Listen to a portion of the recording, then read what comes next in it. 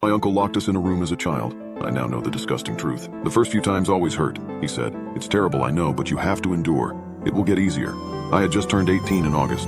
There was no big celebration, no party, no friends, and no presents. Instead, Mama told me that it was time for me to learn how to provide for myself. I guess this was just part of my lesson.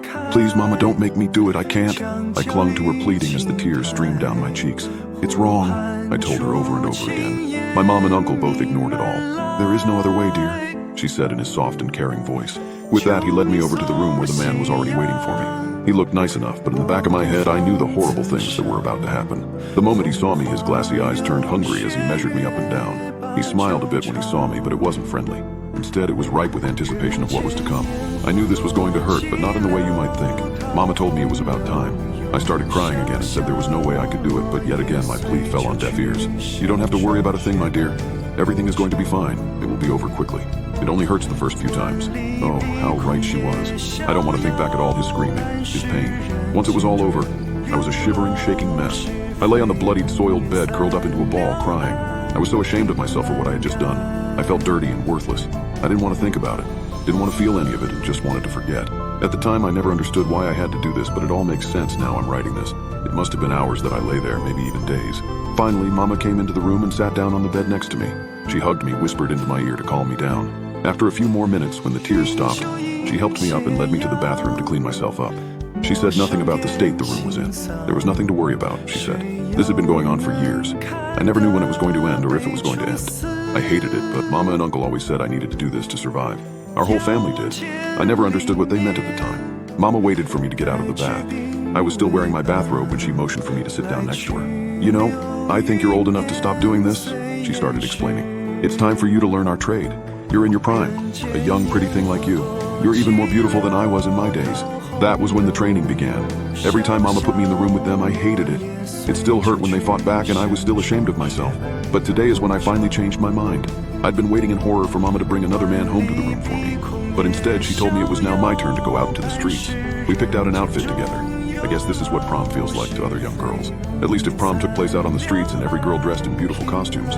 I riffled through the tiny closet that served as the fashion hub of our humble apartment. Inside, garments of varied hues and textures hung with a modest grace. From silk dresses of radiant scarlet to tulle skirts of twilight blues. Mama always said it was important that we had these dresses for when I grew older and needed to find men myself. But it was even kind of fun to dress up and put on all that makeup. Once we were done, I felt stunning, beautiful. Mama said I'd easily be able to find people to bring home to the room.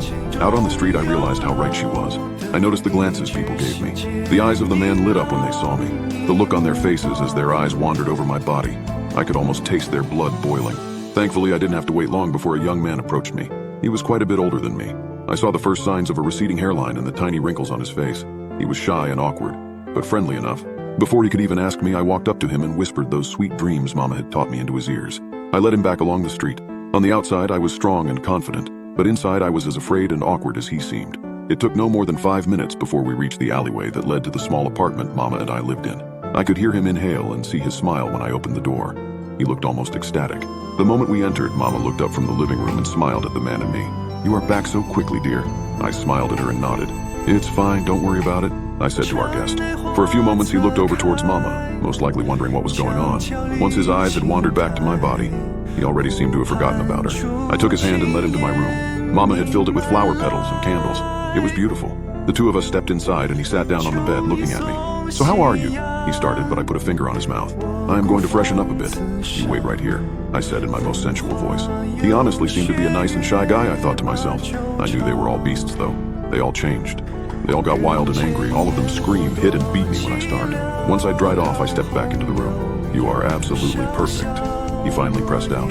For a moment, I shuddered before I looked back into his eyes. I stepped forward, putting my arms around him. Relax, I whispered. Then I drove my fangs into his neck. I was right. He was the same as all the rest. He started screaming like all the others. He hit me, trying to get free, but it was futile. With each passing second, I sucked more of the lifeblood out of his body. After no more than a minute, all that remained of him was a withered husk. He was my fourth victim, my fourth meal. Mama was right. It only hurt the first few times. By now, I'd gotten used to it. I didn't feel anything for them anymore, nor did I pity them. Now I saw them as what they truly were, nothing but prey.